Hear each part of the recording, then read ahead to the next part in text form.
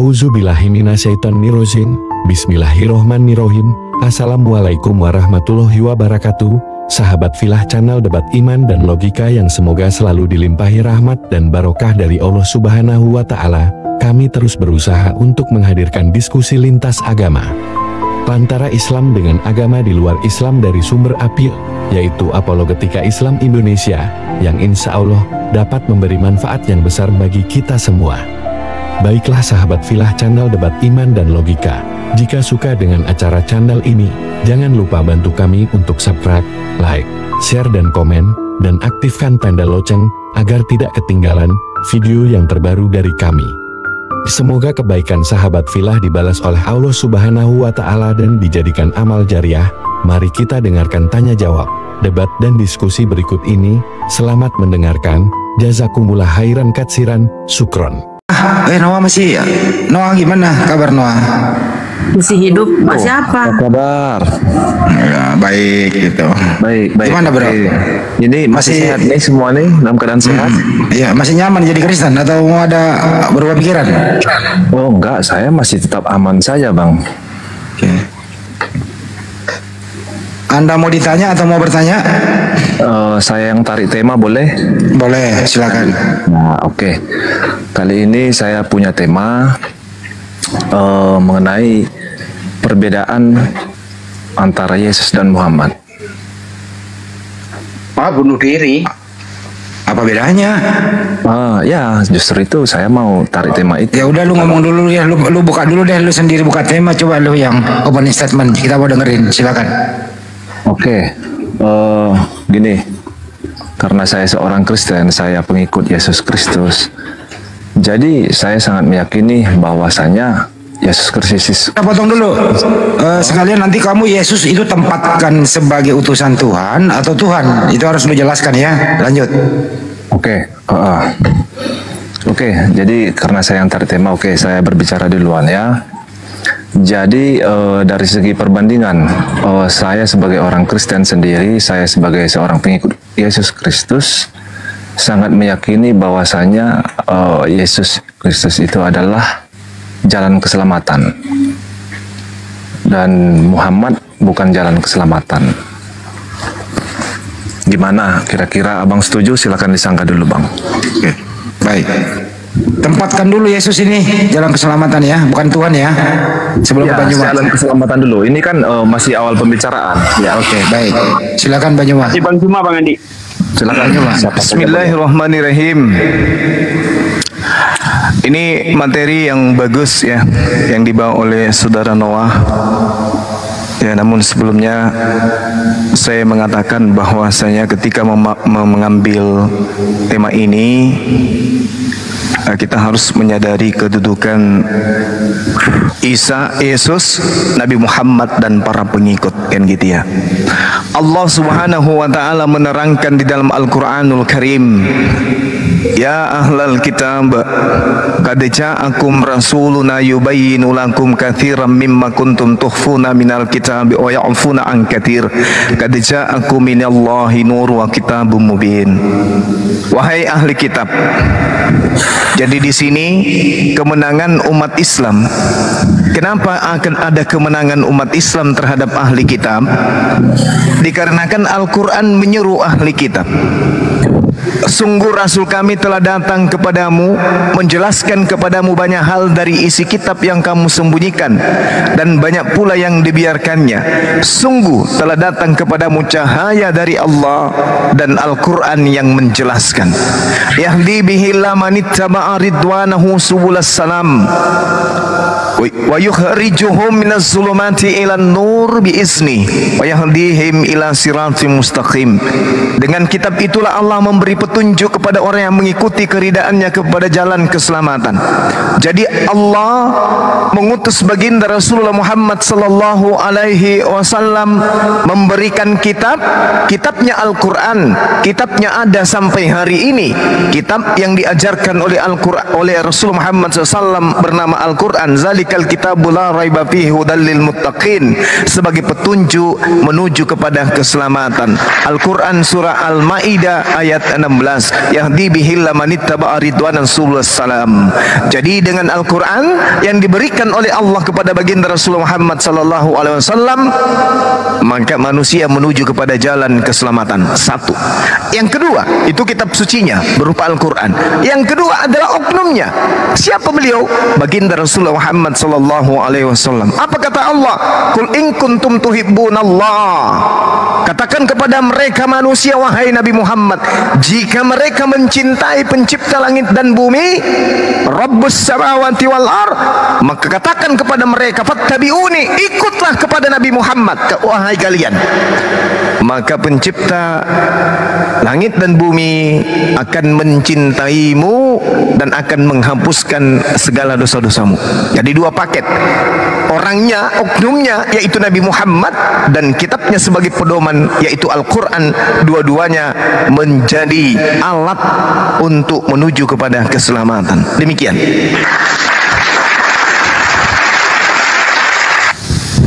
Oke, terima kasih Bang Jumaya. Mungkin bisa diarahkan oleh Bang Handi. Iya. Ya biar dia buka dulu satu kali. Biar suara silakan. Oke. Jadi saya punya alasan kenapa saya berani berkata begitu, bahwa Yesus adalah jalan keselamatan sementara Muhammad bukan, karena saya punya ayat yang bersumber dari Al-Quran sendiri. Ya, itu tertulis jelas di Al-Baqarah ayat 119. Boleh Abang bacakan kalau misalnya Abang ragu. Silakan Bang. Ya, baik. Al-Quranul Karim menjelaskan, bismillahirrahmanirrahim, dalam Al-Quran surah apa tadi? Bismillahirrahmanirrahim. Al-Quran Al-Baqarah ayat 119. 19. Wa qalu tahazallahu walada subhanahu ballahu ma fis samawati wal ard. 19 badius samawati wal ard. 19 kan? Inna arsalnaka. Wa qala inna arsalnaka bil haqq basyiran wa nadhira wa la tus'alu an ashabil jahim. Sungguh kami telah mengutusmu dengan kebenaran sebagai pembawa berita gembira dan pembawa peringatan, dan engkau tidak akan diminta bertanggungjawab tentang penghuni-penghuni neraka. Apa ini? Ini adalah tentang Nabi Muhammad. Mana tentang Nabi Isa alaihissalam? Enggak, maksud saya di situ adalah bahwasanya Nabi Muhammad itu diutus hanya untuk membawa kabar gembira dan peringatan, bukan untuk membawa keselamatan. Tadi saya sudah membaca dalilnya surah Al-Maidah. Yahdi bihillah ayat 16. Yahdi bihillah manittaba'a ridwanahu subulas salam wa yukhrijuhum minaz zulumati ilan nuri bi iznih wa yahdihim ila siratim mustaqim. Inna arsalnaka bil haqq. Sungguh kami telah mengutusmu Muhammad dengan kebenaran sebagai pembawa berita gembira dan pemberi peringatan. Barang siapa yang kemudian mengikuti peringatannya, maka dia akan diselamatkan.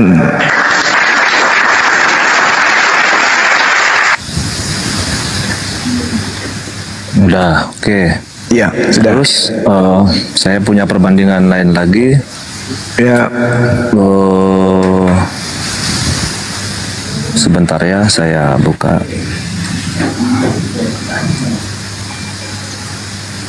Ini. Ya. Yesus, Isa Al-Masih atau Yesus ya. Ya. Itu adalah satu-satunya jalan yang lurus, Bang. Ya, jalan lurusnya gimana? Nah, itu bersumber dari Al-Quran sendiri, Bang ya. Tertulis di surat Az-Zukhruf ayat 61 sampai ayat 61. Ya. Ya, sampai ayat 63. 64. Ya. Jangan lupakan 64.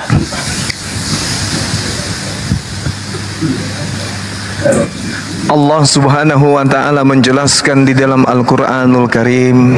Bismillahirrahmanirrahim.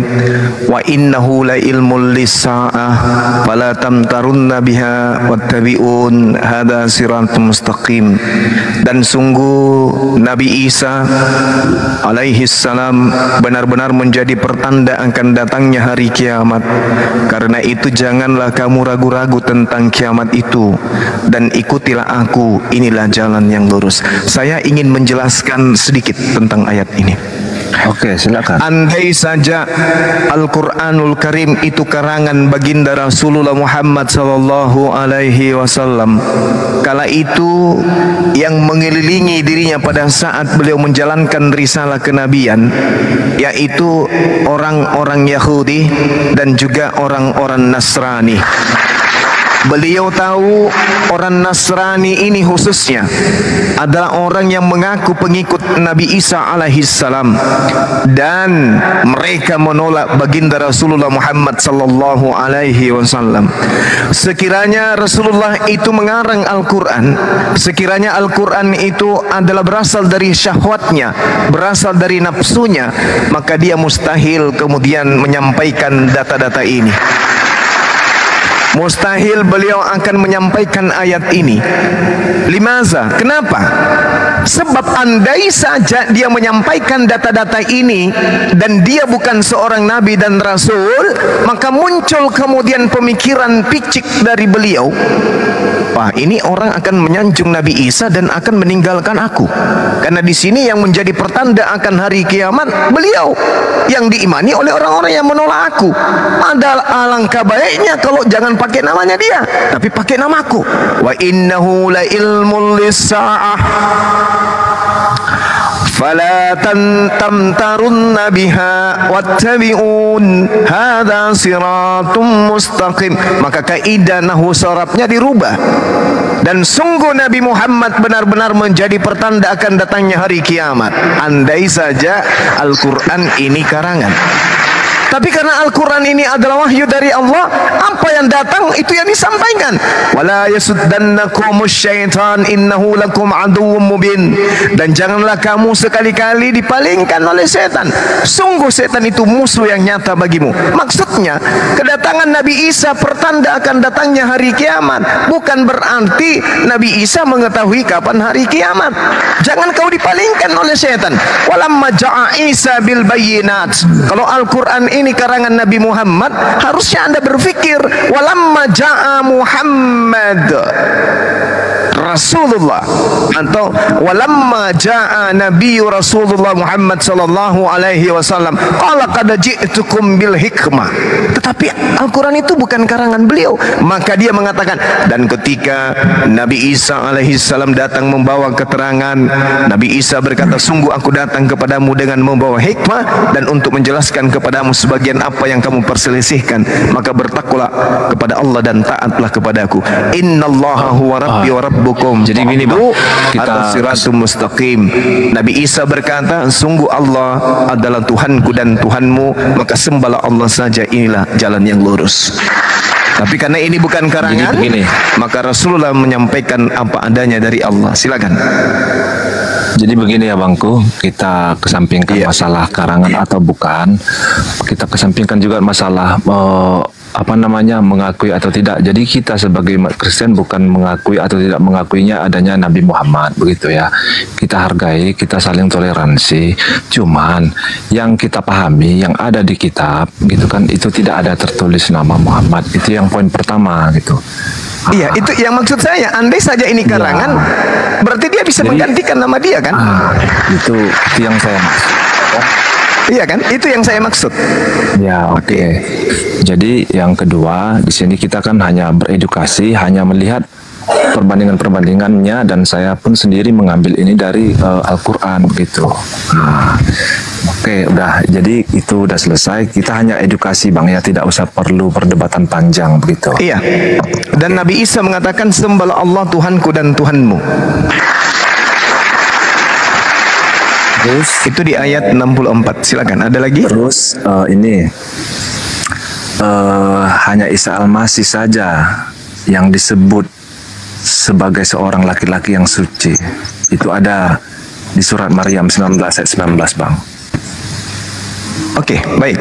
Al-Quranul Karim menyatakan bahwa Rasulullah Isa alaihissalam diterangkan kemudian dalam Al-Quran bahwa beliau Jibril atau Roh Kudus datang diutus untuk kepada Maryam menyatakan bahwasanya dia memberitakan tentang lahirnya seorang anak laki-laki yang suci.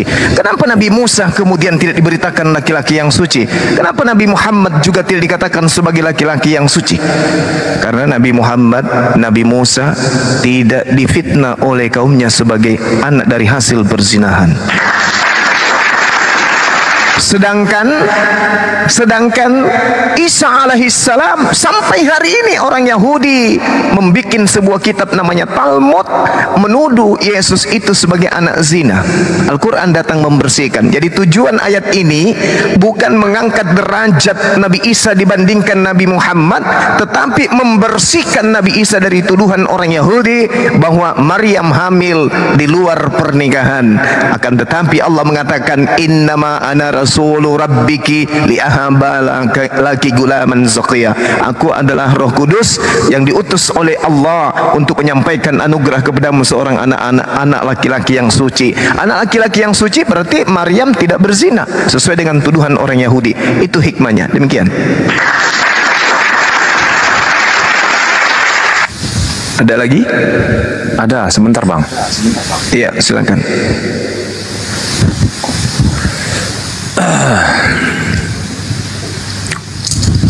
Sebentar, Bang, ya, saya buka ini. Lupa saya di Santai. Saya juga lagi ngopi. Iya.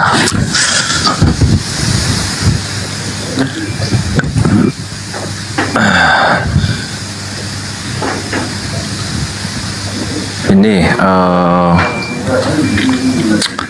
mengenai ini, Bang. Iya.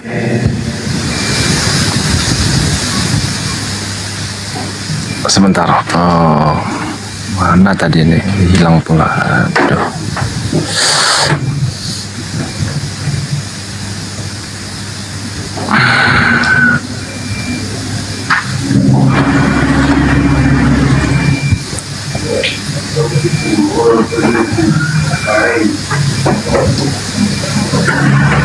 Kenapa lo Noah? Sebentar, Bang, sebentar. Materinya hilang. Tunggu dulu. Oh.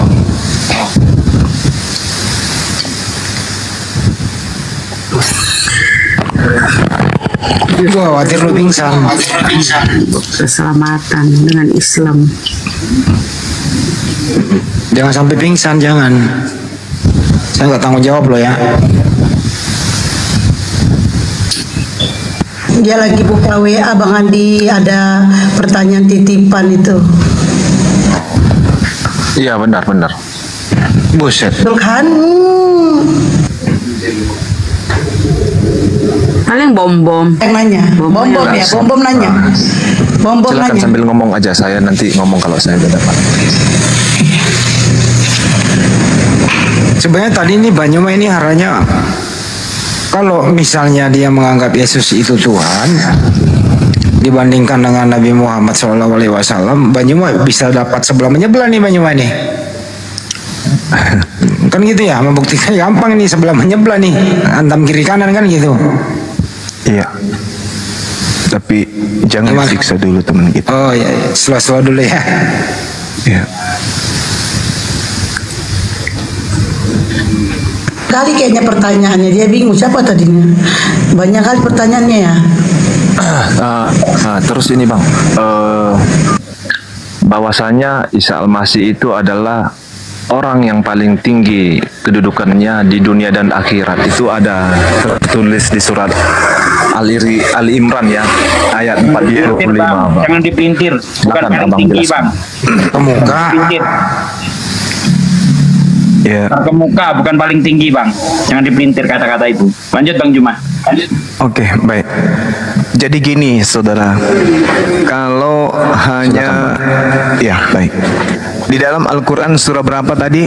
Isqalatil malaikat itu ya. Benar ya? Di Ali Imran ayat 45, Bang.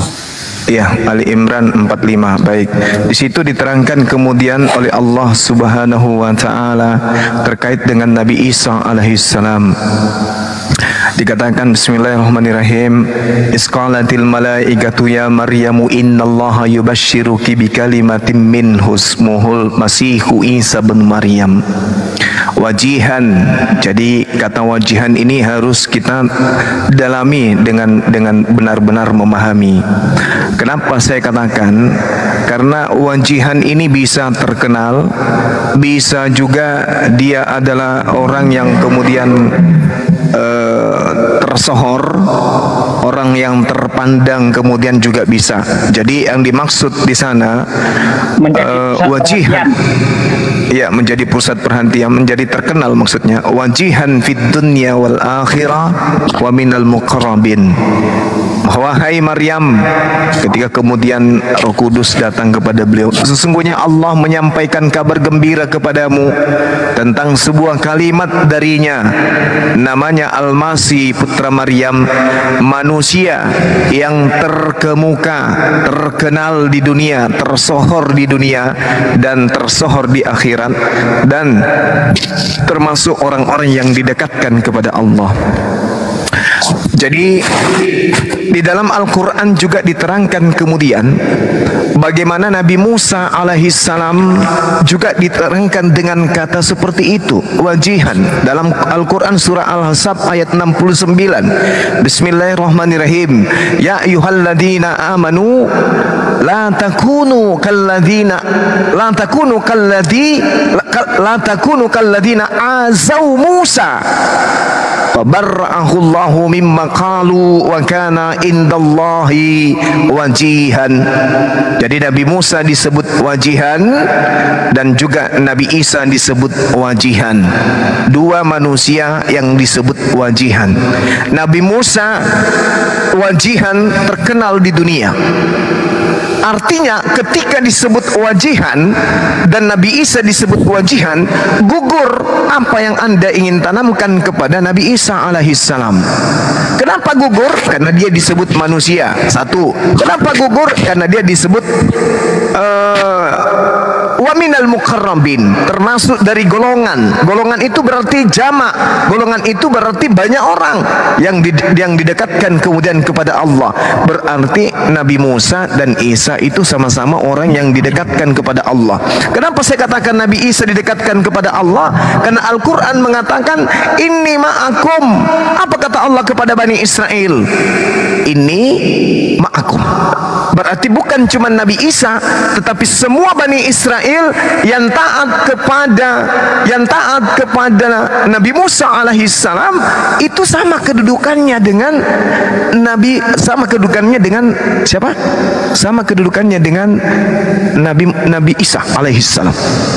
Walaqad ahsallahu mitsaqa bani Israil wa ba'atsna minhum musnai asyara naqiban wa qala Allahu inni ma'akum.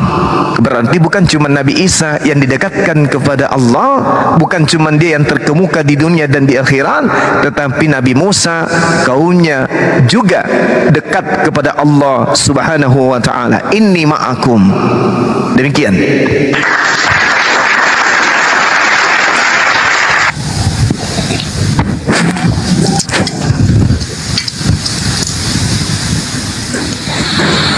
Oke, makasih Bang. Ini ada satu lagi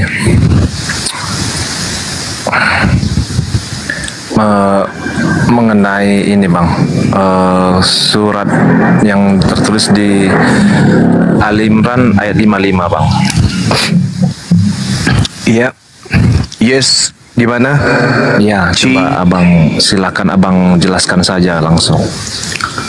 Ini terkait dengan Nabi Isa alaihissalam di dalam Al-Quran surah Ali Imran ayat 55. Bunyi ayatnya seperti apa? Ayat 55 itu, akhi, ada yang bisa mengingatkan saya? Ayat 55 itu Rabbana amanna bihi anzal bukan itu ya? Bismillahirrahmanirrahim. Allahu ya Isa ini mutawafika wa rafi'uka ilayya. Nah, itu dan seterusnya. Oke, baik. Bismillahirrahmanirrahim. Isqalallahu ya Isa inni mutawaffika wa rafi'uka ilayya wa mutahhiruka minal ladina kafaru wa ja'ilul ladina tabauuk fawqal ladina kafaru ila yaumil qiyamah thumma ilayya marji'ukum fa'ahkumu bainakum fima kuntum fihi takhtalifun. Salah ya? Thumma ilayya marji'ukum fa'ahkumu bainakum fima kuntum fihi takhtalifun. Subhanallah. Ingatlah ketika Allah Subhanahu wa taala kemudian berkata, wahai Isa, aku mengambilmu, aku mengangkatmu kepadaku. Harusnya saudara sudah meninggalkan penyaliban kalau mengimani ini, karena ini terkait dengan penyaliban. Aku mengambilmu, aku mengangkatmu serta mensucikanmu dari orang-orang kafir. Siapa yang dimaksud orang kafir di sini? Orang kafir yang dimaksud di sini adalah orang-orang yang menginginkan dirinya disalib, termasuk orang Kristen. Karena orang Kristen menginginkan disalibkannya Yesus. Apa pembuktiannya? Galatia 2 nomor 14, orang-orang yang tidak bersunat adalah orang-orang yang kafir. Serta mensucikanmu dari orang-orang kafir. Orang kafir di sini adalah orang yang ingkar terhadap kedatangannya kemudian. Maka ketika ia datang kepada Bani Israel mengajarkan dirinya sebagai rasul utusan Allah, Yesus atau Isa ditolak oleh mereka. Kenapa ditolak oleh mereka? Karena Nabi Isa banyak melakukan mukjizat-mukjizat tapi tidak mampu membuat mereka itu menang merdeka dari penjajahan Romawi. Sehingga mereka kemudian membuat makar untuk membunuh Nabi Isa. Nah, orang yang membuat makar ini adalah murid-murid dari Yesus sendiri yang berkhianat, kemudian ahli Torah, mahkamah agama yang melakukan makar. Itulah orang kafir, termasuk yang mengatakan bahwa dia adalah mati untuk nebus dosa dan menjadikan orang-orang yang mengikutimu di atas orang-orang kafir hingga hari kiamat. Orang yang mengikuti Nabi Isa adalah umat Islam. Ketika dia mengatakan aku diutus hanya kepada Bani Israel, umat Islam mengikuti itu, umat Islam mengaminkan itu. Berarti yang diangkat kemudian adalah umat Islam dan menjadikan orang-orang yang mengikutimu terangkat di atas derajatnya dari orang-orang kafir hingga hari kiamat. Kemudian kepadaku engkau kembali, lalu aku beri keputusan tentang apa yang kamu perselisihkan. Ini jelas ini. Ini justru nyindir orang-orang kafir, menyindir saudara nih, karena Anda tidak menjadi pengikutnya gitu loh. Anda tidak mengimani, Anda tidak mengaminkan apa yang diajarkan kepada muridnya Bani Israel. Demikian. Oke. Jadi begini, Pak. Iya. Memang jelas tertulis di kitab bahwasanya Yesus itu datang dan diutus oleh Tuhan itu untuk bangsa Israel. Tetapi kenapa kami ya, kami ya atau saya sendiri ya, saya bukan Bani Israel, saya orang Indonesia. Tapi kenapa saya harus memaksakan diri untuk tetap mengikut Yesus? Karena bangsa Israel sendiri sudah menolak Yesus datang sebagai seorang Mesias. Bahkan mereka mengolok Yesus dan mendukung bahwasanya Yesus itu harus dihukum mati. Dan jelas juga ada ayat di Alkitab bahwasanya Yesus menyuruh murid-muridnya untuk menyampaikan berita baik yang disampaikan oleh Yesus sendiri kepada murid-muridnya kepada seluruh bangsa. Jadi itu Bang alasan kami gitu. Oke. Jadi bukan istilahnya hanya doktrin semata ataupun hanya ikut-ikut buta, enggak, itu ada diterangkan kok. Oke, silakan Bang. Oke, baik. Jadi gini, kalau Anda mengikuti Yesus, kurasa itu keliru dan perlu dicermati lagi deh. Karena pengikut Yesus itu gimana? Contohnya, kekeliruan saya, contohnya di mana? Contohnya, Yesus mengatakan bahwasanya di dalam Yohanes 10 nomor 27, aku mengenal pengikutku. Mereka mengikuti aku dan mendengarkan aku. Ketika dia mengatakan, aku diutus hanya kepada domba yang sesat dari umat Israel. Pertanyaan saya, apakah Anda mendengarkan ucapan Yesus itu? Kalau secara langsung ya itu sudah pasti tidak, karena kan kita hidup di zaman. Enggak, dia mengatakan aku diutus hanya kepada domba yang sesat dari umat Israel. Apakah Anda mendengarkan? Iya. Maksudnya, apakah Anda mengimani pengakuan Yesus itu? Percaya kepada perkataannya dia bahwa dia diutus hanya untuk Bani Israel? Percaya tidak? Ya benar, karena itu ada tertulis. Nah, berarti Anda harusnya sadar kalau Anda ini bukan pengikut. Karena dia diutus hanya untuk Bani Israel saja. Berarti Anda penumpang gelap. Saya kan sudah katakan bahwa saya pribadi saya sadar diri saya bukan bangsa Israel, saya bangsa Indonesia. Tetapi Yesus sendiri juga mengatakan bahwasanya beritakanlah kabar gembira ini apa yang telah dia sampaikan kepada murid-muridnya untuk disampaikan kepada bangsa-bangsa lain ke seluruh dunia. Itu kan ada juga tertulis, abang sendiri pun pasti tahu. Iya, saya ngerti kalau itu. Tapi yang harus disampaikan itu apa? Dia utusan untuk Bani Israel. Silahkan sampaikan apapun tentang Yesus ke seluruh penjuru bumi. Tapi sampaikan bahwa dia hanya untuk Bani Israel. Kenapa murid-muridnya diperintahkan untuk ke seluruh penjuru bumi? Karena di dalam Yehezkiel 5, Tuhan sudah membuat Bani Israel itu tersebar ke seluruh penjuru bumi. Maka perintahnya kemudian, pergilah ke seluruh bumi, temui Bani Israel. Apa buktinya? Coba Anda baca di dalam Matius 10 nomor 5 nomor 6. Kita pakai data, kita jangan pakai asumsi. Apa yang Yesus katakan sana? Ke-12 murid diutus oleh Yesus dan ia berpesan kepada mereka,